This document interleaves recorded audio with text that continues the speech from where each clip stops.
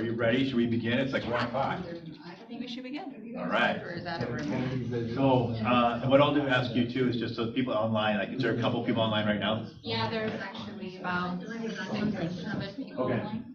Cool. All right. For those of you that don't know, and most of you do know, and I just met now Mary officially, so now we're really good in the room. I'm Matt Brady. I'm broker down in Edina, certainly help here, compliance broker-wise, questions, field things. I'm here to talk forms today, and those of you online, that's the best camera for the folks online, correct? Yes. All right. Those of you online, hopefully you can hear my voice well enough. If you need to go up louder or down, I think that's the water skiing thing, faster, slower. Let Joe know as well too, and I'll accommodate that as well. Ultimately, how we're going to begin, and those of you, we're going to kind of run this the way KWRI does their mastermind sessions with agents when they're pulling people together. Just, we really want to make this about you. So what I mean by that is, and again, I've talked to many of you on the phone with different things. I know it's like, Stephen, we just talked. Mary, we just talked yesterday. Jen, we just talked about something. So I want this to be about you, meaning like if you have a question specifically related to forms or something else, I'm here for you and we'll field that. And so, but what we'll do here is I'll write down some of the things that we want to cover that before we leave, we at least talk about those items.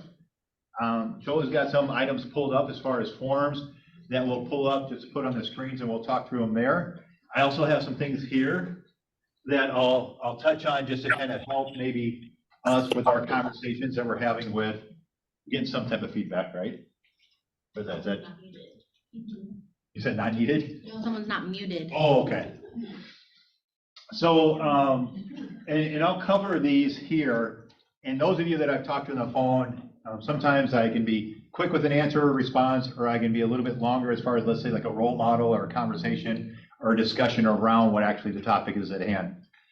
So with that said, form-wise, is there any forms you in the room? And then I'll go to you online. Any forms specifically or a part of the form that you're like, let's talk about, I'd love to have questions on. Anybody have anything? And this is where, again, Joe, we'll see, like, we might have to go with the ones we pulled up. We'll see. Anybody online? Anybody on Zoom? Is there a form that you have that you're curious about? One of the ones that we're going to talk about today is, we've gotten some questions, and it came from this office about the contingency, the backup house. You know, we'll talk a little bit about that as far as, again, because, again, I can actually use that addendum as far as that contingency addendum, or I can check box number 2 on the PA, so we'll kind of get into that a little bit. Okay? Stephen? I guess I see it in different ways with every agent on where are we actually supposed to put personal properties. The first page of the PA, an amendment, or the actual personal property addendum. Okay. Okay, I'm going to do this on purpose. Okay?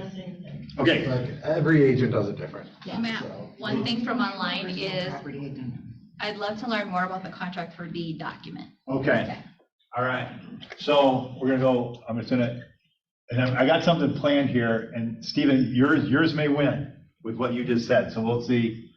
I'm just going to put personal property, and then I'm just going to put a question mark. And then contract for deed. Now, on that one, we can touch on a little bit. I also believe, I think there was just a class that literally, did it just happen? The contract for deed? I think it's in a week or two. Okay, a week or two? Another one coming up. Yeah. Okay, because that's where, again, I saw that too, because I think I might sit in on that one, the one that's coming up. So again, what we might look for is if we can find that when that's coming up. November 30th at 11 a.m. November 30th at 11? Okay, perfect. Do you know, does it say that it can be on Zoom as well, or is it? Yes, yeah. Okay, so that's what we want to do, contract for D. We're going to say literally November 30th, you said, right? And at 11 a.m., right? Okay. And then again, going to be recorded, that type of thing, so that'll help out there. Okay, anything else? Any other ones? Before I tell you what we're going to talk to about Stephen with the personal property, Ellie was like, yeah, I'm curious about that one too. Okay, so we're going to get to this. We're going to do a couple other ones. I'm going to cover this quickly. We may hit on some of this again as we're going through some of these forms. But what we're going to do with the personal property one, how many of you actually use North Star Help Desk? Do any of you call it, use it, help it? Thank you for being honest. Thank you for being honest. Okay, so I was waiting to see which one would come up. We're gonna call help desk today. So I'll call them. And I will call them, and it looks like we'll ask the personal property one. Thanksgiving, they're not gonna pick up. Just kidding. They're good. Yeah, they're great. And that's the reason why I wanted to call, actually, just so you can see, they're excellent. So we wanted to have a live example to actually call them, and I'll say we're actually doing a training, and this is a question that comes up frequently. And then the reason why I'm doing this is when it comes to forms, if you have a question related to your form, your North Star Help Desk is probably one of your best resources to actually just call. You all know where that number is at? Okay? It's kind of right on the document there. Where's the number at? I didn't even know it was an option to call. Where's the number at? It's at the bottom, Thank you. Bottom of what? the bottom of the forms, and it's like it's a number in the bottom right hand. Yep. Yep, Jen's right. So it's just right there at the bottom. And again, it's, and I would say this because sometimes when I'm talking to someone, I'll say, did you by chance call the help desk? And everyone's always like, no, I just called you, Matt. You are the help desk. No problem. Button, Matt. So the one that I thought might come up, and maybe we'll slide this in on the help desk today to see if we'll see how they respond when they answer. But I think another one that comes up is what's a legal bedroom? You know, what constitutes a legal bedroom? That's always a good one for the help desk. So are they licensed? Are they licensed? Yeah. Yeah. The help desk? Mhm. Oh. Yep. So, we'll kind of cover some of those. Some of what I'm going to do with the forms really too, all of this here, and I'm going to cover this here first, but related to the forms, it's really speaking to each of you in the room and those of you online in the sense of your business. And what I mean by this is, how well do you know the forms as you're doing your business? And are you protecting yourself, your entity, your business? And then behind you is us, Keller Williams. And that's the reason why I'm here today, to go through some of these things. So these first two here, comp disclosure and seller net sheet, my question to you all in the room and online, the lawsuit. Are you nervous about the law? I haven't been up here to talk about the lawsuit where I've talked about it in Edina. Anyone nervous? I love, Jen, why are you not nervous? Am I not nervous? It's all on how you act and react to the situation. I had a listing appointment this week and they asked me about it, and I said, you know what? Buyers are the ones that actually pay the compensation, because without a buyer, you don't have an executed contract. Without an executed contract, you don't have proceeds. The buyer dictates what your proceeds are going to be because they're telling you what they're willing to pay for your house. Okay, great response. Now this is where, again, when we think of this, some of it is just role playing too. It's like, again, you'll get some questions and then some of you won't get any questions. And this is going to go on for a while too, as far as this whole appeal, right? Well, and the question I got, Matt, is what is all this static I'm hearing? Like, they didn't even know what kind of question to ask. Yeah. Because they don't understand.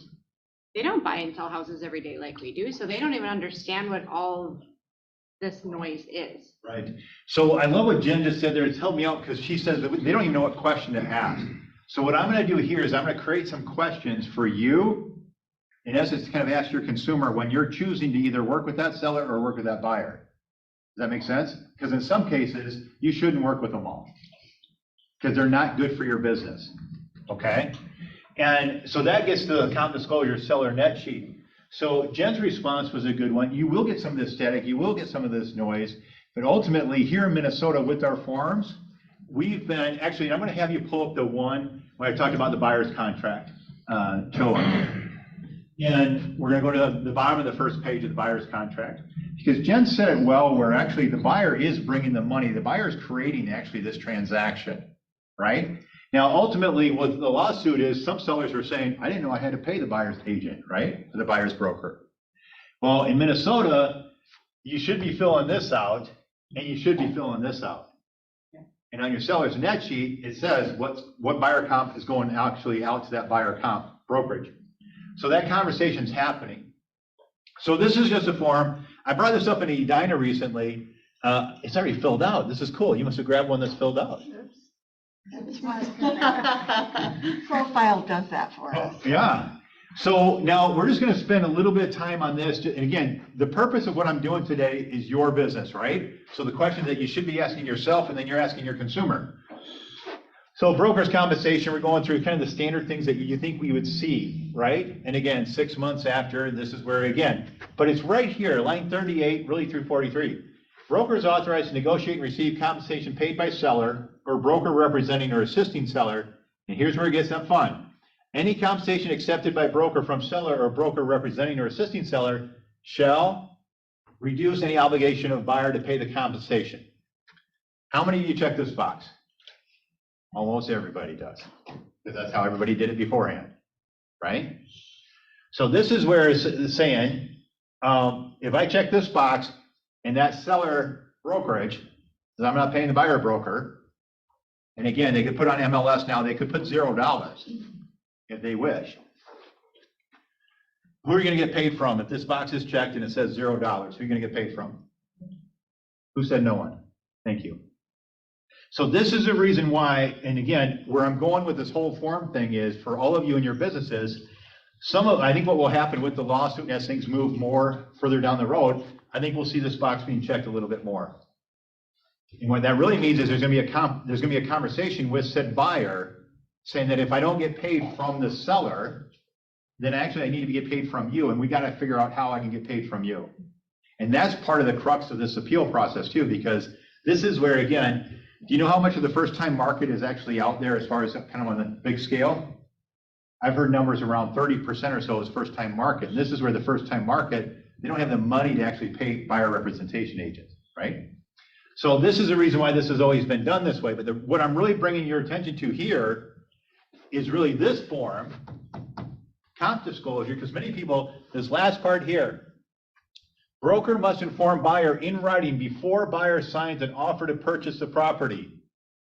This is where, again, in command, we have it now. We ask for the comp disclosure, it's required, but it's your duty as an agent to have that comp disclosure informed to that consumer buyer at the time they sign an offer to purchase. Okay? So utilizing this compensation disclosure, buyer, tenant, whichever one it's going to be, and the amount of compensation are the basis for computing the compensation.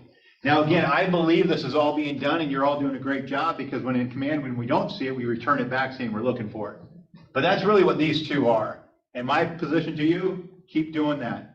Don't do a transaction where you're not having those conversations with your buyer and your seller. Okay, this is just kind of a fun one. And what I mean by this is, I had a conversation with an agent this morning related to arbitration, related to a couple of other different things. But specifically related to arbitration in NCDS. Now, many of you know I was up here once in a meeting and we went through this. This to me, as I said, I think every agent should actually subscribe to this. And what I mean by this is, this 70-30 is, when I go to hire someone to work on our team, I say, Ellie, I think you have the credentials, you have the skill set to be wonderful in our role that we have. Here's the truth, Ellie. I only have enough time. In fact, I have only about 70% of my time to give you what you need to do your job. If you only do 70%, you won't last in the job long. We need you to do 100% of the job, which means 30% of the job, and you finding it out, Ellie, is going to be 100% on you. Okay? So in this scenario, you as agents now, all of you as agents, you need to actually think of that in your mind, thinking, okay, well, I come to the team meetings, I come to a forms class, I come to some of these different things, I watch the Zooms, but you still need to be doing some of these things on your own. So this morning, I was telling this agent, this was like a $40 million a year agent I was talking to this morning, going through arbitration for the second time. She's meeting with her clients tomorrow. I said, she's really active with the 411. And I said, I would encourage you to put on your 411, kind of when it comes to your goals, and when you come to like a big rock, say each month or each week, you want to spend a little bit of time doing the 30. So I said, you should actually spend some time, spend an hour on the NCDS website, actually really become familiar with it, know it like the back of your hand. You're going to have then a better response like Jen did when that consumer says, what's going on in the news and the static, right? You all got to actually spend some time here to really actually be able to, and what this does, every conversation we have is a lead generation conversation. How well you respond to our consumers and how well you do your background, your research is going to actually help you get further leads. Okay, here's a question that I would ask your clients. And where I'm going with this is a lot of stuff, and when we get to it on the forums, where some clients are just canceling at the last minute. Or they're just saying, I don't want to do it anymore, I'm not going to do it. And did we have something like that recently, Mary? Yep. And I just had, I got another one I'll read to you that came from another agent from a different brokerage even yesterday. But I have what I call the consumer commitment scale. And what I mean by that is on a scale of 1 to 10, how committed are you to actually what you said you will do, or if I'm going to sign something, will you honor it? And a great one example here is, and this happens many times, and I would say this year alone, I bet it happened a dozen times to me. I got a call on it. At the last minute, the buyer is just like, I don't want to purchase anymore. Just don't want to do it. And so what happens is that buyer tells their agent, and the agent then calls you, the listing agent, says, we don't want to buy. And so to me, I think this is a question that I would ask the consumer. So and I would use this as an example. And so then, and 2 times this year, we got the agent to talk to the buyer's agent and say, what would you do if you were in my shoes right now? And what I mean by this is, I'm curious how committed your consumer buyer is to the contract that they signed, saying they would actually purchase this home with these conditions. So right now, you're just saying you want to get out, and you have the nerve, if you will, or I could use another word, but you have the you know what word I want to use, to say, I want my earnest money back too. And oh, by the way, the buyers have actually moved the sellers have moved all their belongings out, and they've moved out of state. What do you do? This is a question that if I'm in your shoes, I'm in your seat right now, I am asking everybody I'm interviewing to represent them, what's their commitment scale? Myself, and this is going to go into this one here too. You're going to kind of laugh when I talk about this one next. That says pool permits. How many of you, when you do a project at your house, you build a deck, you do something in your basement, you have electrical, you have plumbing, do you pull permits? Okay? Thank you for being honest. Okay. Do you think that actually if one doesn't pull permits and then they go on to sell later, and actually the question comes up, were all the necessary permits pulled on this property, are we good to go? Right? This is what I'm getting at. In 2 of the scenarios this year, I said, go back to that other agent, and I said, we're going to learn a lot about this agent and who they are and how they literally represent. Because I'm really going to have the conversation, meaning, you know what, boy, when we accepted your offer, when you presented it, when you put it in front of us and you said you guys were all able to do all these different things and we signed and we accepted, we took that as actually, how many of you have seen the movie Jerry Maguire? Anybody seen that movie? Yeah. When I can't remember, one of the bridges, I can't remember if it's Bow Bridges, he goes, my word is stronger than oak, right? He shakes his hand. So it's kind of like, that's what we thought we had. Your buyer was stronger than oak to purchase our home. Okay, so here's what I'd like you to do. We'd like you to show up at closing next week, do the closing. Your buyer doesn't want to buy the house anymore, that's on you. You agree to terms, you turn around and resell it for them. Because we're going to see you at closing. And because that's what you said you were going to do. Now again, I'm telling you this as an example, 2 times this summer that worked.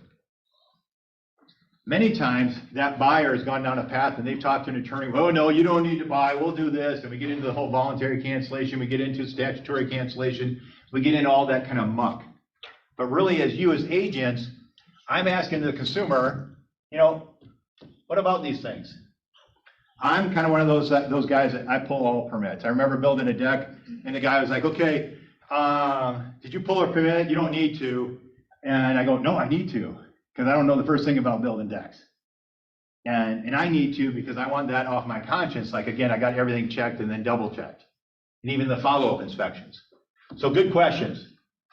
Here's another one. Before we get into forms, your interpretation of the form and then understanding of it. Meaning, okay, so your interpretation of the form, can you explain it well to the consumer so they understand it? Does that make sense? And again, specifically speaking of this one, does this make sense? Now again, I don't know the percentages, I know they're high. I would venture to guess that it's 90+%, where again, still, the compensation is coming from the listing brokerage. But I'm going to have that conversation with my consumer buyer just to actually find out, because again, and then you got to kind of read your consumers here too, because if I start going down a path and I'm explaining too much and they get the deer eye, glossy eyes, I'm like, okay, and I may need to take a step back. And I just want to make sure you understand. That's my goal. Okay? These are some great ones here, and this is just one of the things that I always do. And I picked this one up from an attorney before with the association, but with the consumer like to know. So as we're getting ready to do all the forms, and again with DocuSign and AuthentiSign, many times the forms are just sent off and then they're signed really quick and sent back. They're sent back so fast that I know for a fact that people did not read them. How many of you have ever purchased a Lennar or a D.R. Horton home and you're sitting there and you have, I don't know what, Jen, 150 pages in there? I'm doing this because Jen's familiar with D.R. Horton. Your Horton is 17, Lennar is 150. So Lennar's got all these pages, but again, it's just like, okay, sign, sign, sign, sign. So again, with a consumer like to know, and this is where we're kind of getting into this. Tell me more is a great question when you're talking to consumers. Tell me more about the house you want. All these different things. Help me understand. This one's from the MAR attorneys, the hotline. Many of my questions when I call the hotline is honestly, it depends. And I was here a while ago when I said, real estate is black and white and a whole lot of gray. This is where the gray is. And again, here's one of the examples from yesterday. So this is one I'll read to you specifically. So I was out delivering pies yesterday. In between pies, I got this text, this call. And we'll see how you'd respond. Buyer agent calls, we're past inspections. He said, we're all past inspections. We learned there is a well on the property. Okay? We learned there is a well on the property and the seller did not know about the well. Okay? Apparently the well is capped, it's not sealed. And then the question is, who's responsible for sealing the well? Okay? So that was the question that came in yesterday. What are your thoughts? So again, meaning this agent called me, he's representing the buyer. They've signed everything, they're past their inspections, and then you get that call from the listing agent. Oh, hey, by the way, Stacy, FYI, seller just discovered there's a well on the property, and we want to make you aware of it before we close. So, I guess it's capped. So there you go. So you're the buyer's agent. What do? And this buyer's agent asked, can I ask the seller to seal it? I'm sorry, you gotta seal it. Cap, can I ask them to seal it? What do? Why do you feel it has to be sealed? Okay, great question. Why is that important? Okay. See, I love that, Jen, because that's getting right here. Because again, if I'm an agent, I'm going to Google that. What's the difference between a cap well and a sealed well? Yeah, I was just wondering the same thing. Right? And the consumer is really Jen's question. Why is that important to you? Right?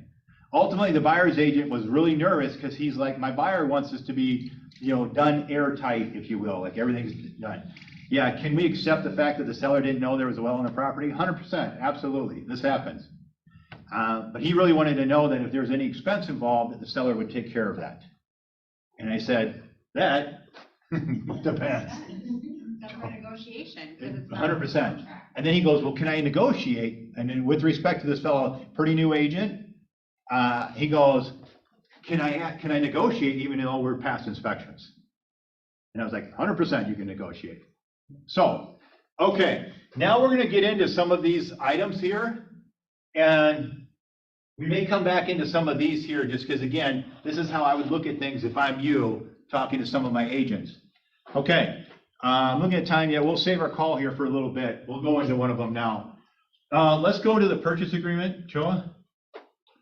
And what we're going to do is we're going to go into the one. There's two that we're going to talk about. First, we're going to do the contingency one related to backup home, and then we're going to go into mortgage financing, some stuff with mortgage stuff. Okay. So we're first going to do this one related to. Now, those of you that have been agents for, let's say, a while. When I say a while, like my time frame, meaning, yeah, perfect, right here. So this is good. Again, this is pre-filled out by, again, you said profile? Yeah. So they've done it, but this is, because one of the boxes is checked here. But when I first started in the business, this whole section wasn't even there yet. So there was a quick line saying, hey, does the buyer have to, sell a backup house? And then we're gonna get into that addendum because it's gonna come up here. So here's my question really to the group. This is the one that was added, number 2. This purchase agreement is contingent upon the successful closing on the buyer's property located at, there's the address. It used to be, that was never there before, and we always had this one. We always had the original addendum, and we're gonna pull this up in a minute. And I always used to say, because if I had that backup house, I was always going into that offer of the house my people wanted to purchase now. So again, that's my house I'm selling. I have a contract on it. Now I want to buy this house and I'm writing the offer here. I always used to, not knowing any better, I would always tell the listing agent, I have an elevated contingency on the backup house. And they would be like, what the heck is elevated, Matt? And I said, we already have a contract. They've been through inspection. Basically, it's pending. Everything's good to go. Because before, that was at a time period 20 years ago, we didn't have this verbiage here. So now, we can actually check this one. And where I'm going with this is, how airtight is this one for your seller? So again, it's just saying we have it done. And then again, but this is the part I want you, so address there, which is scheduled to close, today's what, November 21st, scheduled to close December 31st. To a fully executed purchase agreement, if a buyer's property does not close by the closing date specified in this purchase agreement is canceled. Buyer and seller shall immediately sign a cancellation purchase agreement confirming cancellation, directing all earnest money paid. Earnest money is $10,000 on this home. All earnest money paid here to be refunded to buyer. The language in this paragraph supersedes any other provision to the contrary in any financing contingency made or part of the purchase agreement applicable. What I just read, does that change anything when you see this now moving forward? Totally protects the buyer and not the seller. 100%. Thank you, Jen. So even if, are they saying even if you wrote another amendment regarding the financing, this still supersedes it? that's what they're saying. Wow. Now, I love where Linda's going, because this is a part where, again, interpretation, understanding, okay? Linda may be going to that spot where I'm gonna go, because Jen's spot on. This 100% protects the buyer. And this means that if for some reason that doesn't close, because again, have things happen where we got the U-Hauls packed and everything's packed, all of a sudden that house doesn't close, which totally changes your purchase agreement now. Oh, and your $10,000 comes back to you. So where Linda's going is that's where, again, okay, I see that it says supersedes. Can I get parties to agree? And again, can you draft a map saying, okay, well, we're aware of lines 204 to 209, but in the event this buyer doesn't close, buyer and seller agree that the $10,000 will be forfeited to seller. We're, in essence, overriding. Now, again, I'm just saying this as an example. These are the conversations you need to be having. And what we're meaning by this is, do you want to have this conversation when you're accepting this, or do you want to have this conversation when we know we're not going to close? Well, how do you even begin to tell your seller if that was the situation? Yeah. And the buyer walked and was getting their earnest money back? How do you protect your seller? Because even if we wrote an amendment, evidently that doesn't mean anything. Yeah.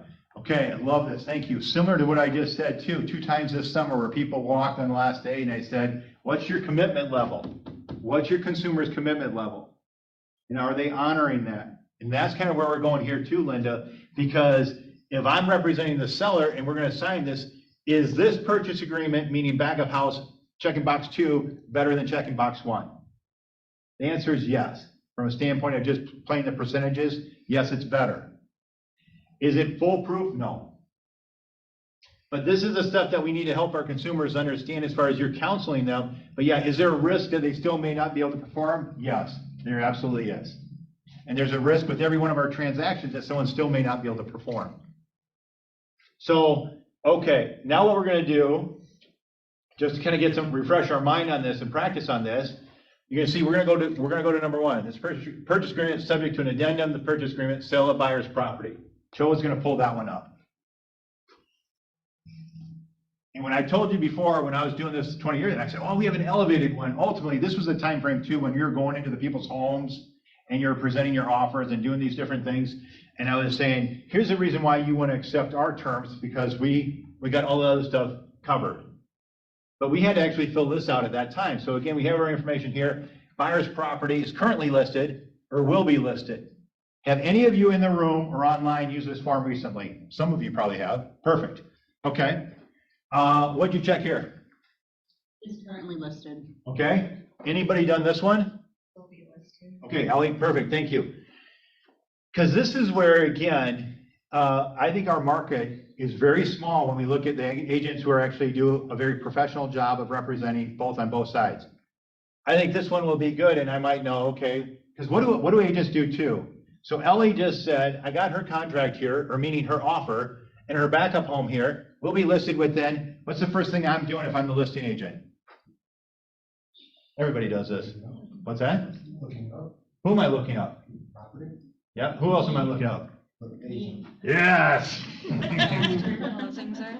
I'm looking her up. I'm really gonna fine tooth comb Ellie, because I wanna actually tell my seller, like, nope, Ellie looks like she's done a good deal of business. I might even actually check in. I might go as far as to call the office where Ellie's at, just curious, how long has Ellie been working as an agent? I'm just doing some of these different things here because, again, we're trusting them. Okay, we'll be listed. Because now this says within 5 days. How many of you have seen 5 days and all of a sudden the home's not listed in 5 days? Right. All the time. Yeah, all the time. And then so what happens is it kind of makes us look kind of horrible. Because again, funny, what's the commitment scale of the agent now? Right? And so now we're looking, like, now we're having to explain to our seller, okay, well, let me dial them up again to see, when's it good in MLS? What's going on here? What's the holdup? Oh, I didn't know in Minneapolis you had to have a truth in housing inspection. I didn't even know that. And then all of a sudden I'm thinking, oh my gosh, how new is this agent? So, but now you're getting into here. So now again, we get into demand removal of contingencies. So a seller has the right to continue to offer the property for sale until this contingency is removed. When I was an agent, and I was a listing agent, and I accepted one of these things, I loved it because I felt like game on right now, let's play. And I love that Lori's shaking her head yes, because what I'm going to do is I'm going to bounce you. And in Wisconsin, they call it the bump clause. They call it? The bump clause. Yep, I'm going to bump you. And my last one that I did, Derek Steinbach. Any of you know Derek Steinbach? I'm going to talk. Love Derek. My last one that I did was with Derek, and I bumped Derek's clients. But I literally told him, because I had a great deal of respect for Derek, and saying, please, Derek, I hope you're having your conversations with your client that they understand that we can actually bump, and we're going to call said contingency with this many hours, and your choice is to perform, or you're gone, and we're moving on to the next party, right? So where I'm going with this is, you might run across an agent that even though they check box 2 on the purchase agreement where we were just at, they might prefer that you actually check box 1 and you kind of do this to really kind of better understand this and where things are at. Maybe they're, I don't want to say, what is it, OG? Or is that the old school type of thing? Is that old guard? So, but again, my point here, what's that? Back in the olden days. Yeah. My point here is you as agents, we need to understand this really well to not only tell our buyer that they're looking to actually purchase a home and they need to sell their home. And this really gets back to the kind of the idea of like, okay, oh no, I can totally do that. And then my question I always ask, are you comfortable having 2 mortgage payments? When they said they could do it without selling their other home. And they're going to check box 3 on the previous one. So that's the part. And how long can you actually do that? A great one with this is builders, when all of a sudden they're have carrying costs for a property, and then all of a sudden they're like, oh my gosh, no, I don't want to carry it for so long. So I just wanted to cover this a little bit. Any questions specifically related to this addendum or where we were just at? Jen? Okay, so if they put that it will be listed and put a time period in there, say it will be listed in 5 days, and 6 days later, it is not listed yet, what can we as a listing agent do? Can we ask them to sign a cancellation? We can, okay. Yeah, so now, I love what Jen just did. So absolutely, we can ask that. What if they don't sign the cancellation right away? call you. Yeah, well, this is where again, so, yeah, this is where again, you may be calling, let's say, that agent's broker as well too, to say, hey, all we're trying to do is we're just trying to honor what was written, and that's not being honored right now. And so we need to get a cancellation because we need to move on to another party, right? And this is where, again, when Dave McGee spoke in Edina, Dave McGee's the attorney for our 4 offices, kind of the one really protecting the brokerages and protecting all of you. Did any of you tune into that, remember that? When it comes to cancellations, he's very much an advocate of, have your seller sign the cancellation, give the money back to him, and move on. And this is where, again, I say it's so important to find out who we're dealing with, who we're talking to, and the reason why I said I'm looking up Ellie as an agent. I want to know who that buyer is being represented by and how well they're being communicated with and counseled and coached on these forms. Because Jen's 100% right. 6 days, I'm sorry, this doesn't going to appear to work out. Here's our cancellation. Let's move on. Matt? Yes. I think hopefully this makes sense. This happened this summer with me too. We bumped somebody. Okay. But they had put in, I think I can't read from it, line 15 where it says they get so many days. I think I had called you. Is there a minimum amount of time Okay, that this they is get to good. perform? Perfect, Mary. Thank you. So, deliver to seller alleged to be representing or assisting seller at any time, but not later than blank business days. So the question is there a length of time? And so I'm curious, what are some of the days that you're familiar with? Seller as little as possible, as the buyer most as possible. Okay. Right, but is there a legit, legal, whatever it is, minimum, maximum, or not? No. No. Okay. No. But Stephen just hit on it very well. So depending on who you're representing. So again, even if I'm representing a buyer, I'm going to coach my buyer to understand I might be able to get 72 hours or 3 days from the seller. I might. I want you to understand it's going to be more attractive if I say 2 days, which really doesn't give you any time frame to get your ducks in a row if we need to do this. But if I try to put 7 days on there, this seller is going to say, no way. Correct? Gotten 7 accepted before. Okay. See, this is perfect. This is it. So again, that's where he's representing the buyer. And I did that on purpose because I did see 21 days one time and I was like, and it was accepted. And I'm like, how was that even Well, accepted? mine was 14. Okay. We were like, what the heck? Yeah. You know, and so, but I wasn't sure if there was a minimum or maximum. There's not a minimum, there's not a max. And again, this is one of these things too sometimes that I don't want to say, this is what I mean when I said that 30 in practice and know your forms. But this sometimes gets kind of slid through because someone didn't spend a lot, they didn't read this well. And all of a sudden then their client signed it. And all of a sudden now the seller's mad at you because they're saying, what did we, 14 days? We gave them half a month to figure this stuff out. Guess what I gave Derek when I bumped him? 2 days. I usually do 3 days for that, so 2 is even shorter. So, okay, good questions, good back and forth. I appreciate this.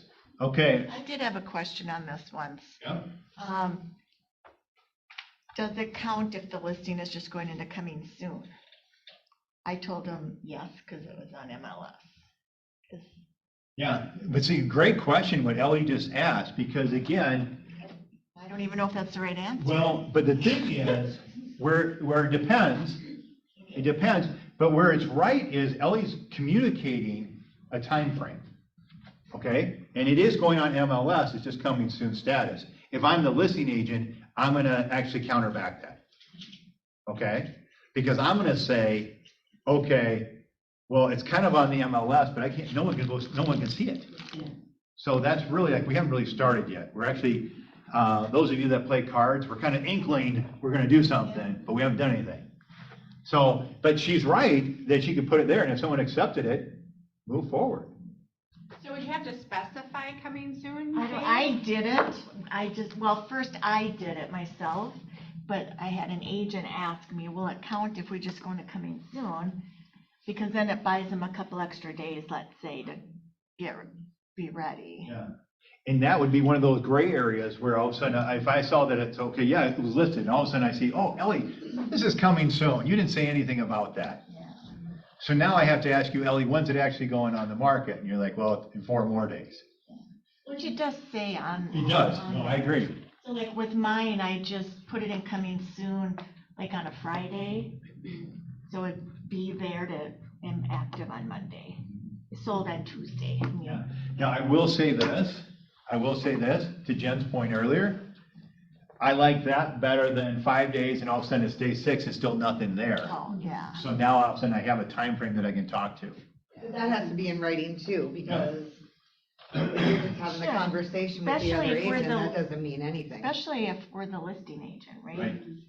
Like I was representing the buyer, like, I'm just gonna see if we can get this through, and they didn't question it, so. Well, in that sense, so I love what Steven said earlier too. This is where, again, how many of you are competitive? Competitive, right? So I always say this because my wife, I have a son who's 15 who's starting to talk like a 22-year-old or 22-year-old. I always tell him, I go, make sure you're still confident and not cocky, Tyler. You know, specifically with his competitiveness. But what Steven said and what Ellie just said, I really like, because if I'm representing a party, I'm going to see if I can get something through. I mean, I'm going to do my part representing what's in their best interest, my client. And if the other party agreed to it, accepted it, great. Do you think this form is going to change in the future to specify that? I think it could, yes, absolutely, because I think this is one of these ones that, this is getting enough questions related to back to the purchase agreement with the 3 boxes, where I think it could specify a little bit more. Lori? I'll just say that if you are representing the buyer, the more you can have them teed up, like we're signing with Holt now for spring, just in case. We've already taken pictures, we've got everything. So if you can relay that to the listing agent on the other end, then that's gonna, you know, you're ready. It's in with Holt. Yeah. You're ready to go. Oh, I love that too. I love that she said teed it up. This is where, again, it reminds me of, again, how we used to do this, where we really got into relationship with that other agent and their clients. But yeah, no, we got things ready to go. All pictures are done. Yeah, very good, Lori. Because really, if the listing contract is signed, it's listed. But if you have a withhold, like what Lori just said, Yep. there's nothing specifying that it can't be that. Right. Yeah. Yeah, they can still get bumped though, so it's Right. not like. Right. Well, Right. right. But again, that's the part where, again, so the conversations you're having with your buyer to say, are you ready to go? So it's kind of similar to say, well, I want to go purchase this $500,000 house, but I need to sell my house first to purchase this one. And then again, really helping that buyer understand, well, okay, we can go look at it, then all of a sudden what happens? You really love it, and you want to buy it, and now we got to sell this one first, and what type of conversations have we had there? Do we have photos? Have we even gone through those things? And all of a sudden you learn, oh my gosh, I got a leak in the bathroom and I need to fix that here before we even put it on the market. Or had water in the ceiling up in, downspout, type of thing. So those are all things where, again, I think now more than ever, I told this to someone recently, 70% of my calls are literally just hearing from any one of you. And basically you're just kind of using me as a wonderful rebound board to say, you're doing it right, keep going with what you just said. 70% of the calls. 20% of the calls are specifically related to earnest money and who should get it. And then I always say, what did we agree to in the contract? Okay. And then sometimes someone's read that and they're like, oh, but I really want it for my seller. It just says in the contract, the buyer's going to get it. That's 20% of the calls. And then anywhere about 7 to 10% of the calls are some specific legal situation or arbitration, then going down that path. Okay? So this is where, again, all I'm saying is have these conversations with your consumers to really bring them up to speed as far as their knowledge awareness. The person I spoke to this morning that I was telling you about their 411 and doing this, they're having the meeting with their clients tomorrow, buyers, and she was sending over all the NCDS information to them today related to arbitration, the helpful sheet as far as what I went over before here, kind of frequently asked questions, fee schedule, and all those things. And I said, you want to send that in advance before you actually meet with them. So that's where, again, as agents, we want to make sure we're doing these things. Let's go to the mortgage one, Joe, that we talked about before. I want to be respectful of time. So do you think we should we be checking one to protect our? I don't know that, Sellers. Linda, thank you. I don't know that we should be necessarily checking one. I think what you need to do is whichever one you agree to. So if they check 2, because again, we got everything pretty well locked up, at least it appears to. We got a closing date, we got an offer, we got all those things. I think you just really need to let your seller know that they're kind of protected if at the last minute, all of a sudden, they just say they can't do it. Jen? If we're a seller's agent and the buyer has number 2 checked, do we have the right to ask for the contract on the buyer buying the home? Because what if that buyer also has a buyer? What if it's this big domino effect? So what can we ask legally from that buyer's agent regarding that transaction? Okay. Like, Yep. So I love this. Can you ask? 100% you can ask. Without question, you can ask. Do they have to deliver? No. They don't have to deliver, yet if I'm you, I am definitely asking. And I feel like I'm pretty good, and I liked it when Lori just said tee up. I feel like I'm pretty good of actually, if someone turns me down initially, I'm pretty good at saying, you can understand why I'm calling and asking you, and you can understand where I'm coming from, because we have this domino here. And, you know, we're just looking for some type of just, if you will, not even security, but just vested interest from your party by knowing this. That's the reason we're asking. And then I usually get it. so can we, as a seller's agent, put in some type of a counter offer that we expect to see that? And I'm only asking that because my time at D.R. Horton, that was part of the contract. Yeah. If you do not get to have your contingency lifted until we receive that contract from that buyer who's purchasing your current home. Yeah, and I would say that's one of the great advantages of you having time at D.R. Horton, to be able to actually see that and like, okay, no, I know, understand why this is actually added in there as far as verbiage to actually help the process. So yeah, you can definitely do that. Yeah, because again, going back to Linda's comment about 1 or 2, I mean, you got to be doing whatever you can to actually position your client, whomever you're representing, their best foot forward. Okay, we're gonna cover this a little bit, and I gotta go fast because I gotta call that help desk. I want to do this, and I honestly haven't prepped them. We'll see. It might just be like works well or it just flops. We'll see. Okay, so this is the one on our purchase agreement. Again, this is where, again, what are people checking? And Joe mentioned to me, he said, let's run through this a little bit. Because again, those of you that have been doing this a while, you may recall it used to be, this was always kind of the easy box check, you know, the first one. So clearly, if Profile's checking this, this is clearly a buyer's PA right here. So they're checking this. Now, again, you determine, let me ask you this. Listing agents in the room, listing agents online. Do you like it when this box is checked? No. Thank you. I just got one approved like that, and it's closing tomorrow. Okay, but meaning. For my buyer. Yeah, for your buyer. Yep. And What's that? Go ahead, Ellie. I think that's a lazy listing agent. Yes. Not explaining in the form, because for my buyer, I'll still do that, and I tell my buyers it may get countered to this. But I even check the other one with my buyers a lot. You check here? Uh-huh, Okay. because I want to make sure whoever that lender is, if I don't know them that well, that they know they have to get their work done. Right. Okay. And it goes to that whole commitment level. Oh, thank you. Thank you. And I love that Ellie just brought up lender, because I actually have this conversation with the lender. Because here's what I go one up with the lender. I asked the lender, I was like, Mary, if you were my lender and you're with whomever, Wells Fargo, US Bank, I don't care whom you're with, Keller Mortgage.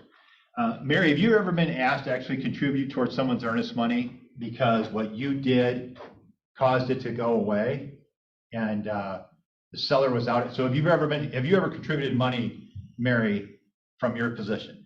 No. Okay. No one asks the lender that, because how many times is your commission up for debate? All the time. All the time. Yeah, we're trusting a lender, what Ellie just said, which I love, we're trusting a lender to honor this, and then all of a sudden we can get hit and dinged later on here in a moment. So I'm gonna ask the lender, okay, Mary, I appreciate you being honest and transparent with me, but I had to ask because, again, as an agent, I've been hit a couple different times. I've been asked multiple times to compensate, use some of my commission to offset an earnest money situation, because frankly, it didn't follow through on your end. And very few agents talk to their lender that way. I would encourage you to start talking to your lender that way. Well, a lot of lenders are kind of lackadaisy. They're like, whatever, they're not gonna cancel the contract if I'm 2 Right. or 3 days late. When you work with a national builder, they abso-freaking-lutely will cancel that contract. Yeah, If you are working, this is why, just a side note, this is why national builders do not want to work with outside lenders, because they have the attitude of, oh, whatever, 2 to 3 days late. This is why they want you to work with their in-house lender, because they will not be late. They will close on time. right. And they will cancel on you if you use an outside lender. That's so well said. And that's the reason why they'll offer you some incentives just to use their lender, just because they know it's gonna close. Okay, so we just said this, but again, this is the easy one. But again, I brought that up because if I'm actually a buyer's agent, I like how Ellie said this, I'm gonna see how well my buyer understands what I'm talking about. Because if they understand it well, what I'm really doing is, I said, every conversation is a lead generation conversation, right? I'm gonna check this one, and we're gonna get into this in a moment. And Steven's a listing agent, and I'm gonna be doing this, and we're gonna get to the point where we have a wonderful transaction, all the communication's done well. When he receives said purchase agreement, and this isn't even a multiple offer one, so I'm the only offer. But he's receiving it, he's seeing it, he's sharing it with his seller, saying, I like this guy, this agent's good. He's checking all the boxes where I, as a listing agent, would like to see him checked. Because what I'm playing for is I'm playing for what I call that long-term play. I'm playing for a future transaction with Steven, where now we're in a multiple situation. And now he sees me and recognizes me from a transaction before. And we immediately have a leg up because we've had a good transaction. Primarily because I know the purchase agreement, I know what this says. I've had the conversation with the lender. Because here you're gonna see buyers shall provide the representing assisting seller with a written statement on or before. So we've checked this box. I can't put that date in there until I have that conversation with the lender, right? Right. I can't. Now, again, now what we're gonna do is we're gonna see the written statement. Now I'm gonna have you scroll, what would it be? Up the page or down, there you go, thank you. Okay, so now we're basically gonna get into what we call the 2 paragraphs, where basically everything kind of rubber meets the road. So we have all the information in here, but really we're talking about this section and we're talking about this section.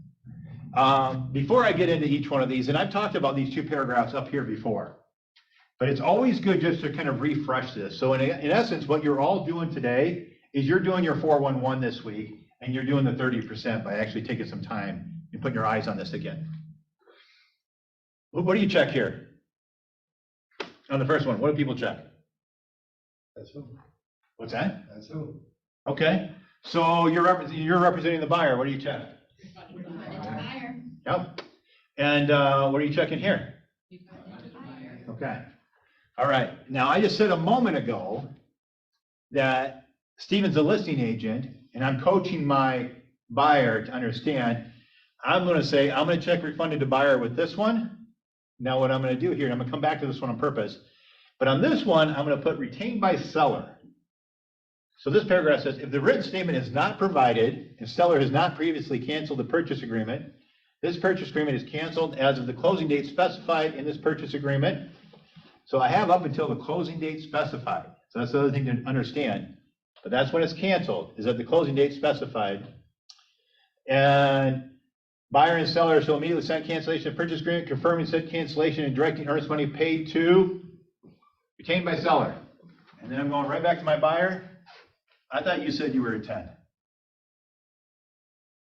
I thought you said you were a 10, because in my book, if you're a 10, you're honoring what you said. In this case, I'm hoping our lender's a 10. We failed on what we said we were going to do. Now, that gives me an opportunity, and I'm telling you this because I'm getting you all in my head a little bit, how I do things. You don't have to do it this way, but like when I say I'm going to do something, I'm going to do it. And if it's actually going to burn me or cost me money, but if I said I was going to do it, I'm going to do it. That's how I want people to work with me. I can easily check this one, but I know if I'm checking this one as a buyer, but if I know if I'm a listing agent, I hate seeing that one checked. Do you not agree with me? Well, it doesn't mean anything. Right, there's no point in even having this whole section. You just check the section before. Right, thank you. Right, that's exactly it. So again, sometimes I'm like, when I see these things, I might call up, Jen, you're the buying agent. Jen, I'm going over your offer, and I'm just curious, how much of these 2 paragraphs did you really even talk to your buyer? Because I see you checked and refunded buyer in both of them. You know, I'm talking to my seller, we're gonna change at least one of these. I'd love to change both of them because it doesn't mean anything. And that's where, again, you might as well check the first box up on the previous page. But again, if this is a listing agent that hasn't done a lot of business, as a buyer's agent, I'd probably try it. Yeah. I'll try it. Yeah. Which is nothing, so You again, just always know unless you ask. yeah, which is again, Then it gives your buyers the, you know. Well, if we're in multiples, easy I'm not walk trying it, too. Linda. Yeah. yeah. Which there again, in some places, they're not maybe having meetings like this and we're talking through things to this degree, right? But you're right, if you're representing buyers, you're doing everything best for your buyer. And then it kind of goes back to, would the consumer like to know? We also, as agents, we can't do anything to the detriment of the other party. Now, you're not doing anything to the detriment of the other party by checking refunded here and refunded here. You're doing what's best for your client. You're not doing anything, hopefully they're seeing it. But if it goes through, it goes through. I'm trying to think of, okay, no, then again, let's just go up for me, Joe, please, back to where we just were at. Thank you. So again, really what this is right up to here. So again, this is oftentimes being checked because, and again, the difference between what I learned from being in Minnesota and Wisconsin, Minnesota is totally a pro-buyer state, and Wisconsin is a pro-seller state. So what that means is Wisconsin's gonna fight for their seller. If there's a contract and so forth, Wisconsin's gonna say, you gotta buy it, you gotta do these things. So again, very pro-buyer, but again, as a listing agent who may be tired of things kind of going south at the last minute, you know, these are things that I'm gonna be asking the other party. Okay, okay, we're at just about 2 o'clock, so we're gonna do this. We're gonna call the help desk real quick. And then I have them plugged into my phone. And we're gonna tell Steven what the response is. And Lori. Is it being recorded? They can just watch the replay. Yeah. Okay, let's see here. Contact. Wonder if I have that number in here. Not that I know that they actually have their license and know what they're talking about. I thought it was just about forms that they know about, you know what I mean? Yeah. Yeah, so, okay, I'm ready. I'm gonna put them on speaker here too. And then we'll, like I said, hopefully we have someone to answer 2 o'clock. It's not Thanksgiving yet. So we're good. So I'm clear on the question again. Ultimately, the question is related to personal property. Okay, Steven's coming back. What we really want to know is kind of like how I use this, and I'll tell you, is like what's recommended, because again, I see it both ways. I see it being filled out on, like what you said, what, page 1? Or I actually see the addendum itself, correct? All right. Part of that I alone, always because put, But it's not really a personal property addendum though, right? You're just talking about the actual, just a blank addendum. some brokerages have the personal property with the check boxes and whatnot. Oh, yeah. We don't have Yeah. one, no. Then I normally always put it on an addendum. It's not a state form. Yeah. But we could have a KW form. We used to, but we Yeah. took it away because it's not a state form, and so you can just use the PA addendum and just write it in. I always just put it on the first page. Okay. Until the lender called me out on it. And well, I was gonna say, Oh, you isn't it gotta a put lender this But in it issue? literally says $0 in that paragraph, and then after I read it to him over the phone, he's like, oh, I'll have to get back to you, and then he never did, and everything was smooth. Right. So you were able to leave it on there Yes, For the because it lender. says for $0. for $0, so we're just saying, At zero value or something like Which that. they long as would the make val- like as long 2 as the to 3 value is lines 0. sometimes, 'cause not everything fits. No, it doesn't. Right, washer, dryer, freezer, like that kind of stuff fits, but when you start adding on sectional couch on level 2, I mean, that's a little different. All right, should we see what the help desk says? Give it a go. And then my hope is that this will go very smooth, so the point of like, if you haven't used the help desk, you'll be like, oh, I'm just gonna call them up. Because generally it's pretty This simple. is your way of saying, don't call me anymore. No, There's it's other my way easy of buttons saying, available. is that's part of the, some of the 70% where it's like, you can get this one somewhere else and then call me. All right, so we'll see. our MLS help desk. Please hold and you'll be connected to the next available agent. If you are receiving a disabled account message when logging in, please contact Well, my your account's local still able. realtor association for further assistance.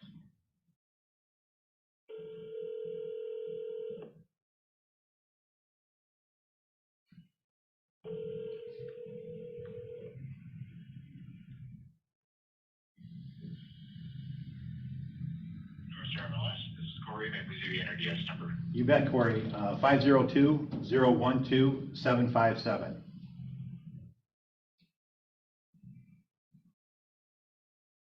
Thank you. Okay for today. All right, Corey, thank you very much. Corey, I'm actually teaching a class right now. We're going over some forms. And we had a question come up in class that we wanted to run by you folks. Specifically, it's on the personal property. And the question is whether or not we should put the personal property items on page 1, or we should actually use an addendum, because we're kind of seeing it both ways. And sometimes we get some feedback from lenders by putting it on page 1. And I didn't know if you had a stance on what the right way to do it is. That would be a question for the state association. We really just give you a link to the forms. Okay. Okay, so that's the state association? Right, the Minnesota Realtors. Okay, all right. Thanks, Corey. You're welcome. Okay, so then, now what do we do? Let's call Minnesota Realtors, right? Now I'll stay on hold for 30 minutes. We may. Yeah. Now this is, I think where they're going here is this is gonna be the,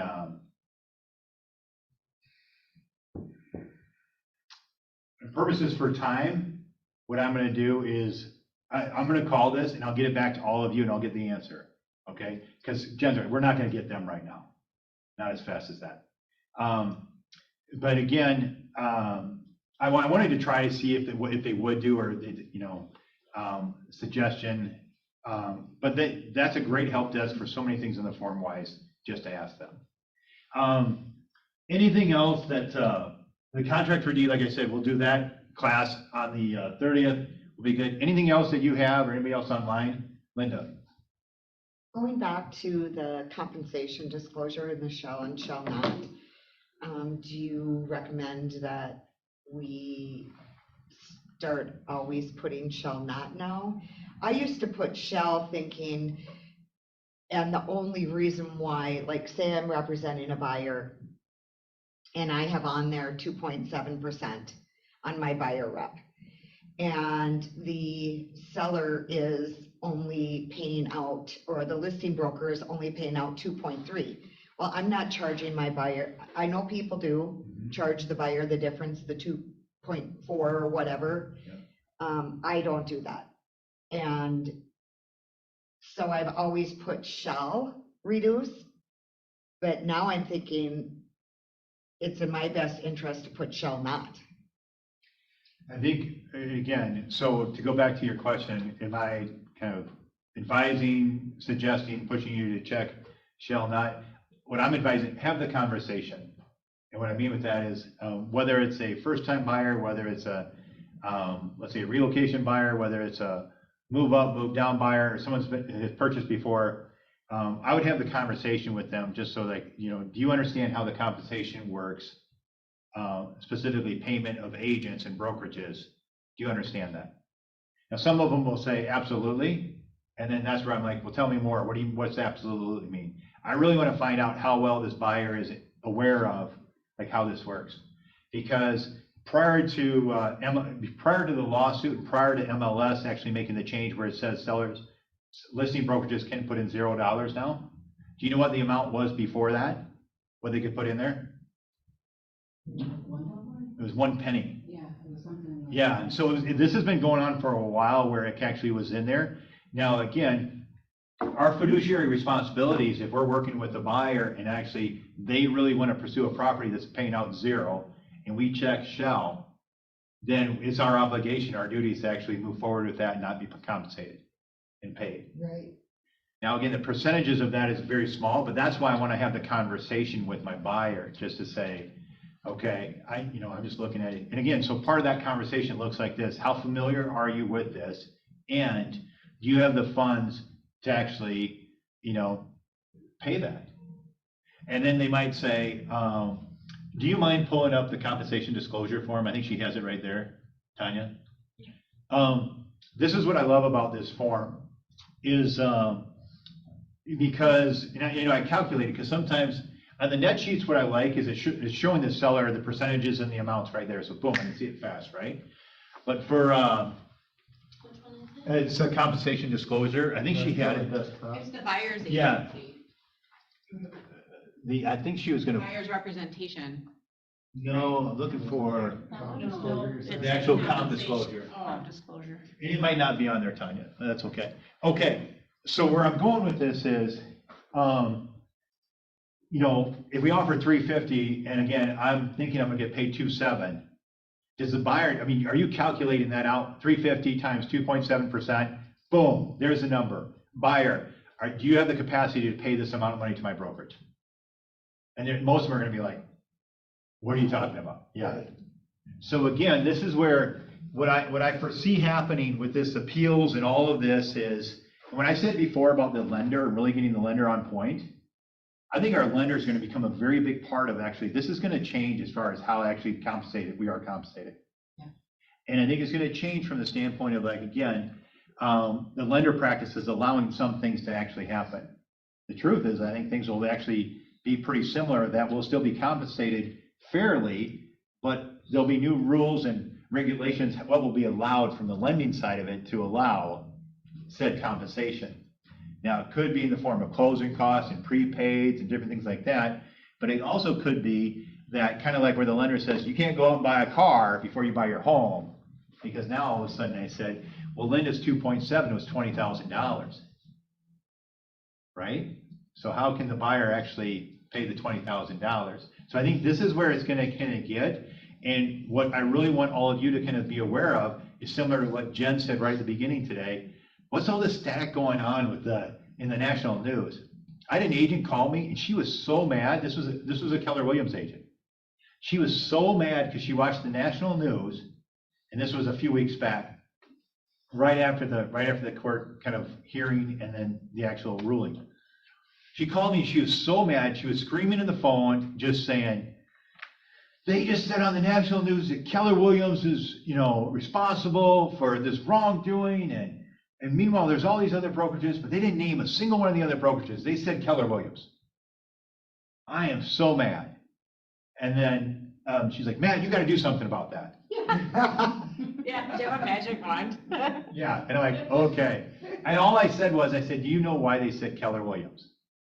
Well, I just, probably, I go, we're the largest group, and it's going to get the most buzz and the most attention. Even if someone's, what's that? It worked. Totally. It said versus someone saying home services. We're like, who's home services, right? So again, I said, ultimately, it's like news.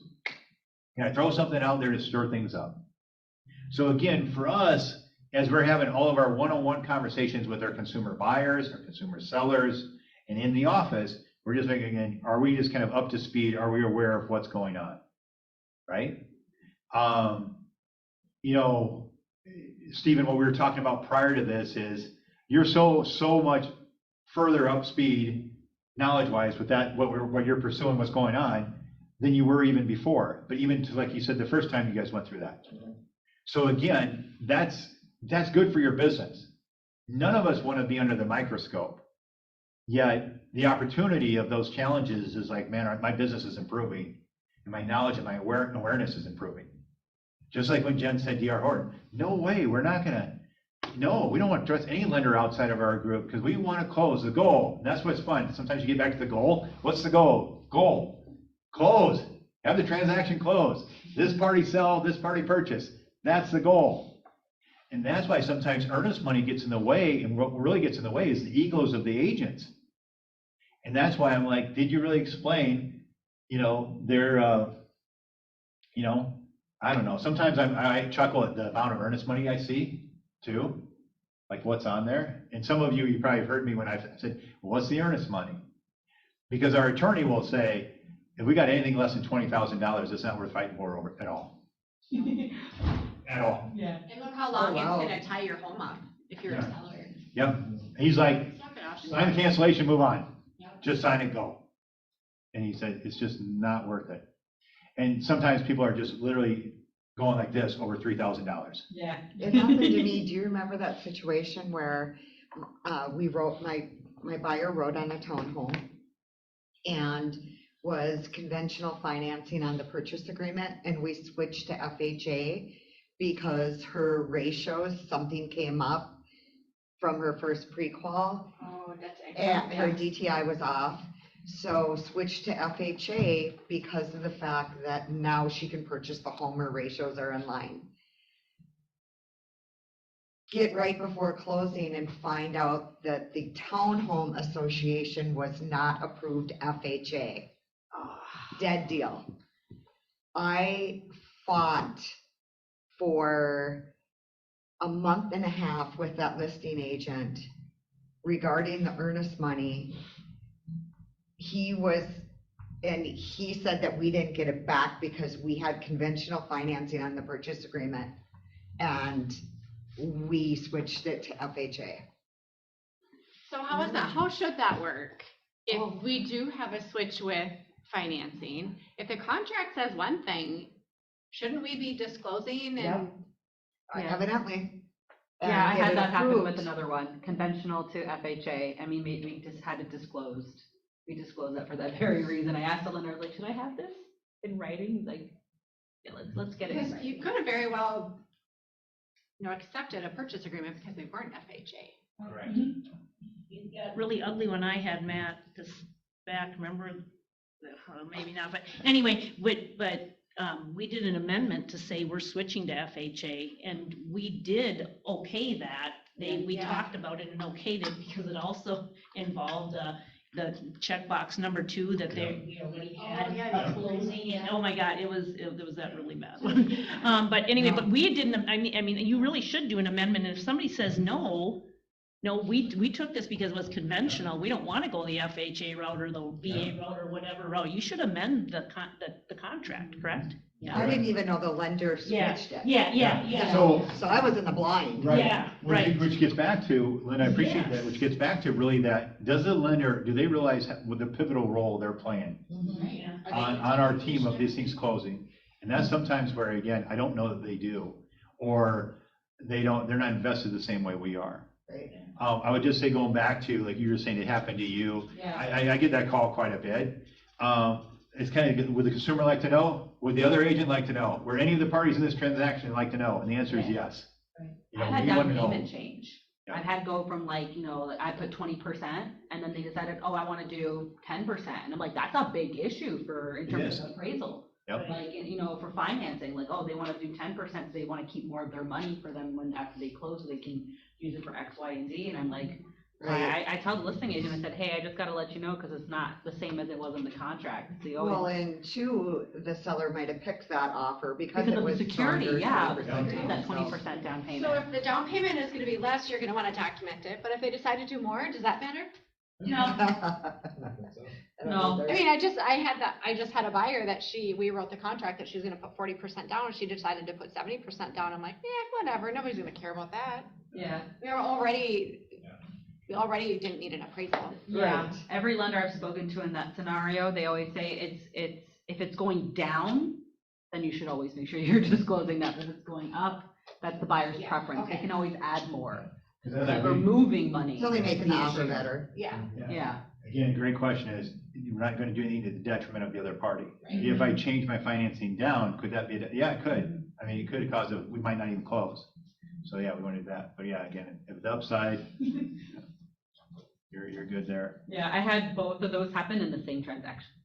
Oh, that's fine. Changing financing and also down payment. I was like, oh, great. This is everything. What I'll do with the personal property one too, I'll get the, because there's also like, should we put $0 or $1 in there? So oftentimes, Oh, yeah. So I'll get that information there. Get back. 215, 216, you're welcome to go. You're welcome. Yeah. Got a few more minutes. If anybody else has another question, otherwise head on out. Thank you. Enjoy your Thanksgiving. Yeah. You too. Thank you. Got a big plan.